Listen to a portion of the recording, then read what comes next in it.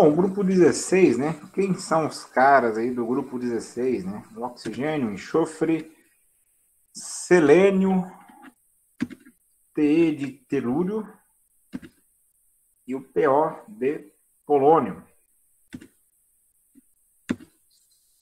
Agora, as respectivas configurações eletrônicas. É isso aí. Vamos lá, então.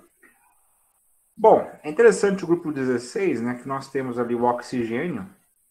Ele é um dos mais importantes elementos para a vida, né? Sem dúvida. Você e eu estamos agora respirando O2, né? Que é a substância simples, o gás oxigênio, né? É a substância simples do elemento químico oxigênio. Olha que interessante. O ferro que está na hemoglobina, no nosso sangue, está captando nesse exato momento as moléculas de gás oxigênio e transportando aí para tudo quanto é vaso sanguíneo do nosso corpo. Então, na cabeça do grupo, nós temos um elemento essencial para a vida, né? E logo abaixo nós temos o polônio, que é um elemento que tem encontrado muito uso aí para matar pessoas, né? Por ser um veneno muito poderoso. O polônio, ele tem, se eu não me engano, 29 isótopos, né? E todos eles são muito radioativos. Ou seja, né, essa palavrinha radioativo, né? Ou seja, são muito perigosos para a saúde humana. E o oxigênio, né, tanto para nós, né, ele é importante, quanto também para muitos outros seres vivos, inclusive muitos vivendo nos mares, nos lagos, nos rios, que utilizam o oxigênio na respiração. Como eu disse, né, o oxigênio ele é encontrado e dissolvido na água dos mares, dos lagos, dos rios. Existe uma pequena parte do oxigênio atmosférico que se dissolve. E este oxigênio ele é capturado ali por estes organismos vivos. Tanto que um tipo de poluição de lagos e rios, né, principalmente lagos, é a chamada poluição térmica, né, que ocorria lá das termoelétricas, porque aumentando-se a temperatura do lago com os dejeitos que eram jogados, o oxigênio dissolvido, né, o coeficiente de solubilidade era diminuído drasticamente, então boa parte desse oxigênio ia para a atmosfera, tornando ali a vida inapropriada.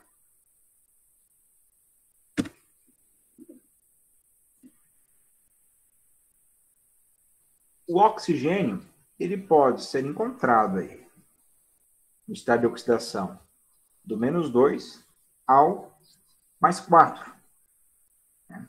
ao mais 2, melhor dizendo. Já o enxofre, o elemento químico logo abaixo do oxigênio, olha que interessante, ele pode ser encontrado aí do estado de oxidação -2 ao estado de oxidação +6, né? Considerando, portanto, aí o +6, considerando os 6 elétrons da camada de valência dos elementos aí do grupo 16.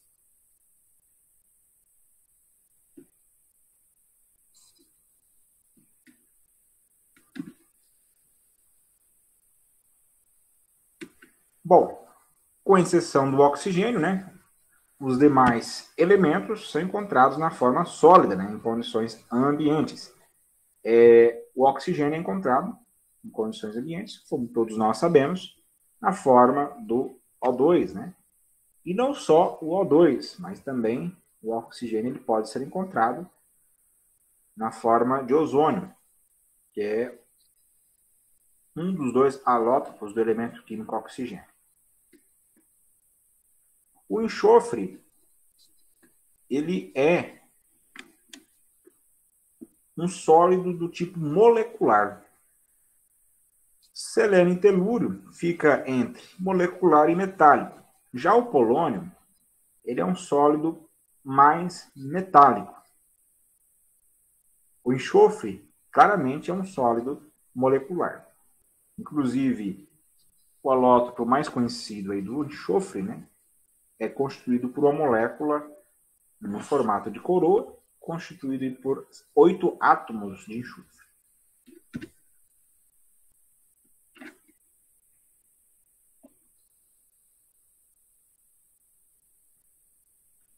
Bom, então aqui o oxigênio, né, o enxofre, são claramente aí não metais, né? O selênio pode ser considerado um não metal, apesar de que tem características de semimetal, metalóide, né? O telúrio claramente é um metalóide, tem uma estrutura física aí entre, né, um sólido molecular e um sólido metálico, e o polônio é considerado, portanto, um sólido metálico. O oxigênio tem uma característica bem interessante, né? Ele é o segundo elemento químico mais eletronegativo, né? Isso implica aí em ligações covalentes bem polares, né? Exceto quando ele está ligado ao flúor, né? Porque o flúor é o elemento mais eletronegativo. Como eu disse anteriormente, o oxigênio tem dois alótropos, que é o gás oxigênio e o gás ozônio, né? O2 e O3, respectivamente, né? O enxofre ocorre no número de alótropos maior do que qualquer outro elemento, né? O enxofre, olha que interessante. Um alótropo muito comum do enxofre, como eu disse anteriormente, é quando ele é encontrado na forma de um sólido molecular, um sólido constituído por moléculas no formato de coroa, com 8 átomos de enxofre, né?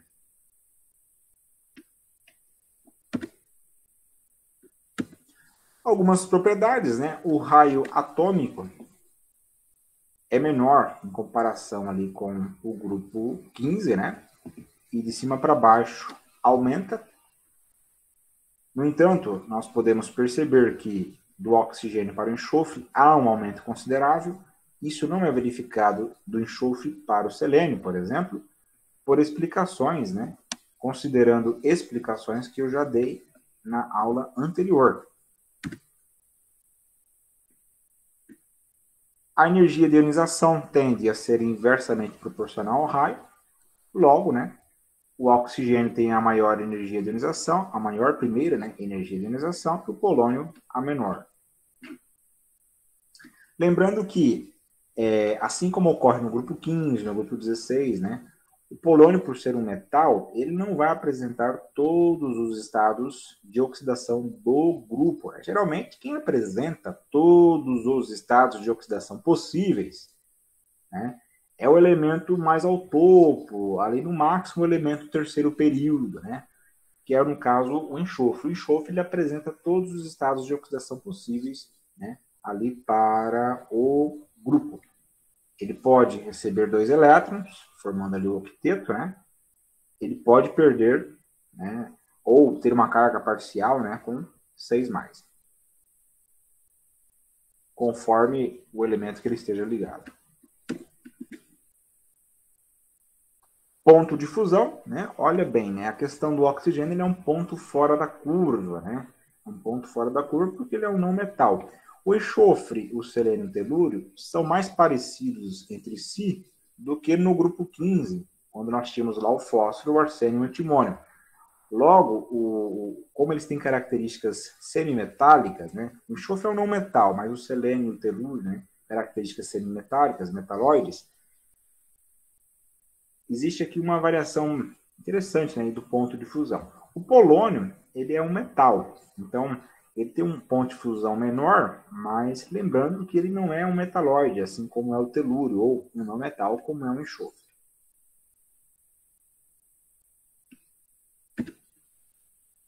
O oxigênio tem uma eletronegatividade de Pauling, né, igual a 3,5, né, sendo, portanto, o segundo elemento mais eletronegativo aí da tabela periódica.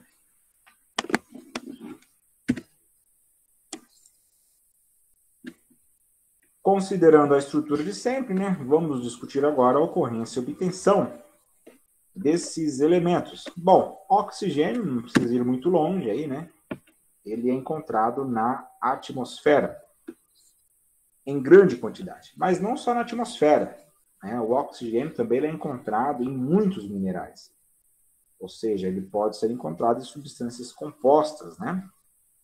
Na forma de minerais. Aliás, todos os elementos do grupo 16 podem ser encontrados na forma de minerais. O oxigênio, olha que interessante, é o elemento mais abundante da crosta terrestre. 46% em massa. Em segundo lugar, vem o elemento químico silício, que está lá no grupo 14. O oxigênio e o silício formam a principal classe, né, de minerais. A principal no sentido de massa, no sentido de quantidade, que são os minerais do tipo silicatos. Existe uma infinidade de minerais do tipo silicatos, que tem, portanto, na sua estrutura, silício e oxigênio. Silício e oxigênio puro é o quartzo, né? Mas muitos outros encontram-se ligados a metais, como sódio, potássio, formando ligações iônicas, né? Claro. A metais do grupo 2, ou ainda metais D, ou ainda o alumínio, por exemplo, formando os chamados aluminosilicatos. Então, os silicatos, eles são os reis, né, dos minerais, né? Tem muito oxigênio, tem muito silício, não é à toa que tem muitos minerais do tipo silicatos.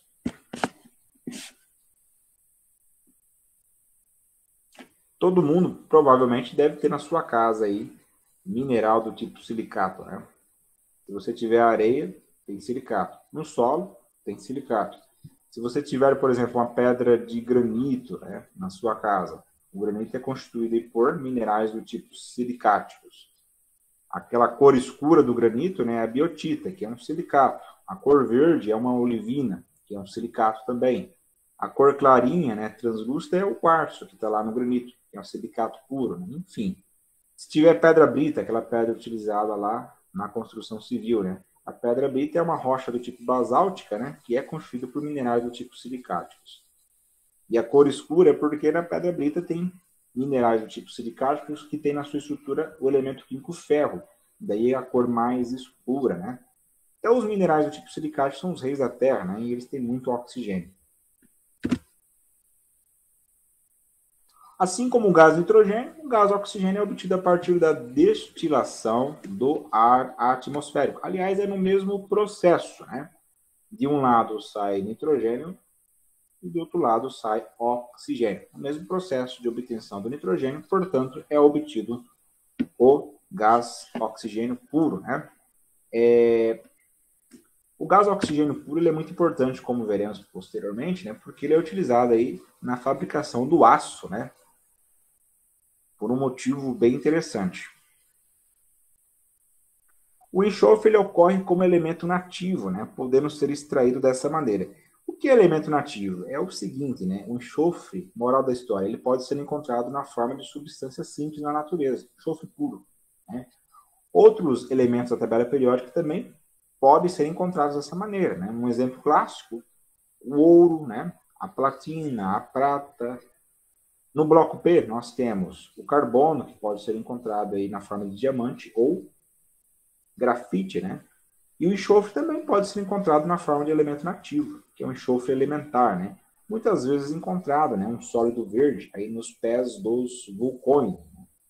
E ele pode ser obtido também por um processo industrial chamado processo Claus, onde, a partir do aço fídrico, né, reagindo com o dióxido de enxofre, é obtido enxofre no estado líquido mais 2 mols de moléculas de água.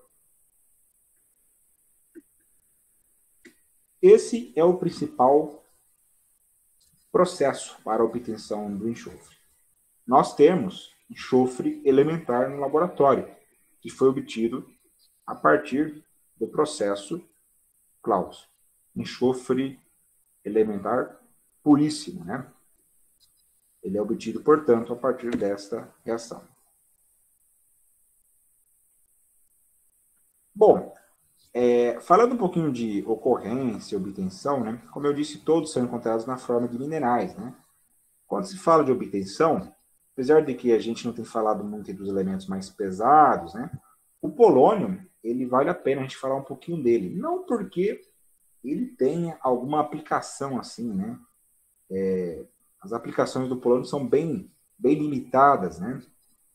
Há uma brincadeira, né? Dizendo que o polônio ele foi utilizado até hoje principalmente para matar pessoas, né? Como veneno. Mas o polônio tem uma história bem interessante por trás, né? Quem nunca ouviu a história da Marie Curie, né? Não sei se vocês conhecem a história dessa proeminente química, né? Do século XIX, a Marie Curie. Eu creio que vocês já devem ter ouvido falar dela, né? A Marie Curie, ela foi uma mulher, assim, que teve um protagonismo muito grande na química do século XX. Tem todo um lance ali também de feminismo, né?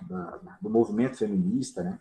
Porque ela foi uma defensora, né? Dos direitos das mulheres, né? Não só a questão da participação das mulheres na ciência, mas também com relação aos direitos, né, das mulheres em outras áreas que não seriam, né, as áreas das ciências, por exemplo. Interessante que a Marie Curie, quando o esposo dela faleceu, né, o Pierre Curie, ele deixou a cátedra, né, de física, se não me engano, na Sorbonne, na França, vaga, né? E eles fizeram esse convite para Marie Curie ocupar essa cátedra, né? É interessante que a Sorbonne é uma universidade muito antiga, né? E pela primeira vez uma mulher, né, assumia uma cátedra de professor, né? Uma professora, né? Pela primeira vez depois de séculos e séculos, né, de existência da Universidade Sorbonne. As universidades europeias elas são muito antigas, né? Muitas delas têm quase 1000 anos, né? 900, 800, 700 anos de história. Isso não é verificado no Brasil, onde a primeira universidade surgiu aí no século XX, né? Olha que interessante. E a Marie Curie ela tem esse aspecto bem interessante da história de vida dela, né? Não só uma história dentro da química, né? Mas também fora da química. E uma história também um tanto trágica, né? Porque a Marie Curie ela ganhou 2 Nobels, né? Um de física por causa da descoberta da radioatividade natural e um de química por causa da descoberta do rádio e desse cara aí, né? Do PO, o polônio. E até meio assim interessante observar, né? Que ela quis homenagear o país dela, né? Dando o nome de Polônia, porque a Marie Curie, apesar do sobrenome francês, né? Ela era de origem polonesa. Se eu não me engano, o sobrenome dela era Skolodowska, né? Maria Skolodowska. Ela casou com Pierre Curie e herdou o nome do marido, né? E ela quis ali homenagear o país, né, de origem, mas ficou meio complicado, porque o polônio, ele, como eu disse anteriormente, ele não tem muitas aplicabilidades, né? Mas essa proeminente química, né, ela entrou para a história, né? A história da nossa área, a área da química, né? E olha que complicado, né? Ela foi uma pioneira aí no estudo da radioatividade natural, né? E a filha dela foi pioneira no estudo da radioatividade artificial. E por causa do seu pioneirismo, né? Muitos que trabalhavam naquela época, inclusive ela, obviamente, desconheciam aí os perigos, né? Que os elementos radioativos representavam para a saúde, né? Tanto que a Marie Curie ela morreu aí com uma anemia muito profunda, né? Provavelmente ocasionada aí pela exposição à radioatividade. E tem toda uma história muito interessante, né? E o polônio ele foi extraído, inclusive, de uma rocha, né? A Pechblenda, uma rocha que era muito comum lá na Polônia. Ele foi extraído dessa rocha, não só ele, como também um rádio.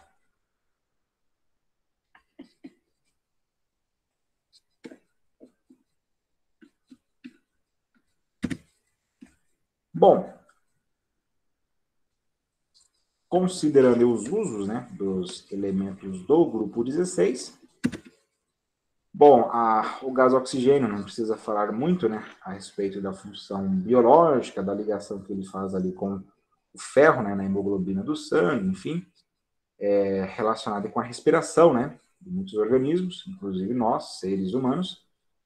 O ferro, o oxigênio, além disso, né, além desse uso essencial para a vida, ele é utilizado na obtenção do aço, né, e também na obtenção do pigmento branco, né, que é uma pintura metálica, né, o branco metálico, né, que é o dióxido de titânio, na verdade, óxido de titânio 4, né.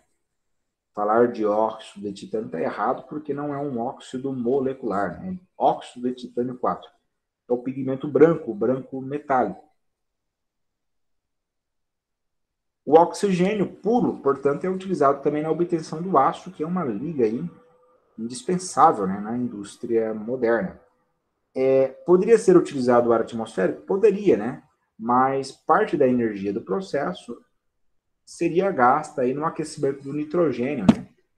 Porque o ar atmosférico, como nós sabemos, ele é constituído por gás, oxigênio e nitrogênio, principalmente. Parte da energia do processo seria desperdiçada no aquecimento do gás nitrogênio, né? Interagindo ali com o gás nitrogênio. Então, portanto, é utilizado para otimizar o processo oxigênio puro, né? O outro alótropo do oxigênio, o ozônio, ele é utilizado na conservação de alguns gêneros alimentícios, né?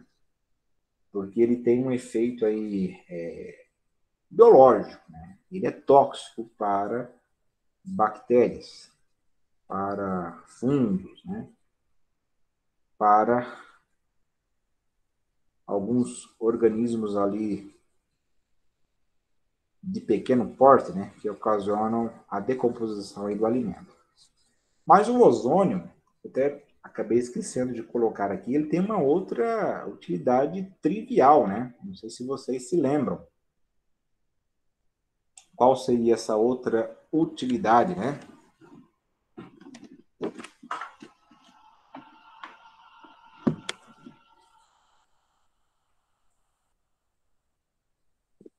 Na radioterapia, professor? Rapaz, essa para mim é nova. Ele é utilizado também na radioterapia? Eu não sei, mas se é uma... Não é bem radioterapia, professor, mas está tendo muita terapia com ozônio também. Até porque rádio vem de radioatividade, né? Então acho que não deve ser radioterapia, né? Mas seria uma terapia utilizando ozônio. Agora utiliza ozônio até para fazer curativos, tal. Ele melhora a oxigenação dos tecidos, utiliza no tratamento de feridas. Mas é bem novo, tá? É bem novo mesmo. Que legal, olha só, eu não sabia disso. Fico feliz em saber. Bacana. A outra utilidade que eu falei a respeito do ozônio é a camada de ozônio, né? Lembraram dela agora? A camada de ozônio, né? E qual é a função da camada de ozônio? É diminuir proteger a passagem dos raios solares. os raios solares, né? Mais especificamente o ultravioleta, né? Porque a energia solar, os raios, as ondas eletromagnéticas que vêm do Sol para a Terra, elas têm diferentes comprimentos de ondas. Caindo ali no micro-ondas, né? Por exemplo, no infravermelho. O infravermelho, né? Bom, todo mundo sente na pele, né? Quando você sai quando você fica exposto ao sol, por causa que o infravermelho é energia térmica, né? Ela dá essa sensação, né? Também no visível, né? E também existem ondas eletromagnéticas que não são muito bacanas aí para nós, que é no ultravioleta, né? Comprimento de onda mais energético ali no ultravioleta. O ultravioleta ele é uma onda eletromagnética, né? Danosa para a nossa saúde, né? Daí a importância da camada de ozônio, porque o ozônio ele é convertido a oxigênio quando ele recebe ali um pacotinho de energia, né, no ultravioleta. Então ocorre essa reação fotoquímica, né? Fotoquímica, porque é uma reação química que ocorre a partir da absorção de fótons de energia. Nesse caso, energia no ultravioleta. Então, o ozônio, ele tem uma importância muito grande, né? Inclusive, teve uma época, né? Agora, nem tanto, mas teve uma época, assim, que era muito discutida essa questão, né? Da destruição da camada de ozônio. Aí entrava nessa conversa aquela questão dos clorofluor, carbonos, né? CFCs. E o pessoal falava dos gases de geladeira, por exemplo. Depois trocaram esses gases, colocaram de outro tipo, né? Houve muita restrição do uso dos CFCs, né? Em alguns lugares, inclusive, foram banidos, né? Antigamente, eles eram utilizados, por exemplo, para propelentes ali de aerossóis, né? Muitos aerossóis tinham CFCs na sua constituição. O que ocorre? Esses CFCs, eles chegavam lá na atmosfera, né? Eram gases, né? Eles iam para cima, né? Quando expelidos aí, e eles chegavam lá nas regiões onde é encontrado o ozônio e eles reagiam com o ozônio. Aí era meio complicado, né? Porque, segundo os estudiosos, reagindo com o ozônio, eles acabavam inativando ali a camada de ozônio, porque o ozônio reagia com eles. Adivinha, né? O raio ultravioleta passava livre, leve, solto ali, né? Porque não tinha ozônio. Então, aí que estava o BO, né? Da situação. Então, o ozônio, né? Esse alótopo aí do oxigênio, ele está envolvido aí nessa questão, né? Da camada de ozônio, que é muito importante aí para a nossa saúde, né? Há muita conversa, né, nesse sentido, né? Inclusive algumas teorias de conspiração, algo do tipo, né? Tem gente que não crê, né? Os negacionistas, né, não creem na camada de ozônio, né? Olha só, né? Tem muita conversa, tem muito pano para manga aí, né? Quando se fala do ozônio. Bom, a maior parte do enxofre produzido, né, é utilizado na fabricação daquele que talvez seja. Eu não sei como está hoje, mas eu me lembro que algum tempo atrás o aço sulfúrico era o produto químico mais fabricado, né, pela indústria química, né, o aço sulfúrico. E ele é fabricado a partir do enxofre, né? Bom, pessoal, por hoje seria isso, né? Na próxima aula, nós iremos dar continuidade, iremos abordar aí o grupo 17. O grupo 18 eu irei passar para vocês na forma de trabalho avaliativo, né? E na próxima aula nós iremos trabalhar aí com o grupo 17.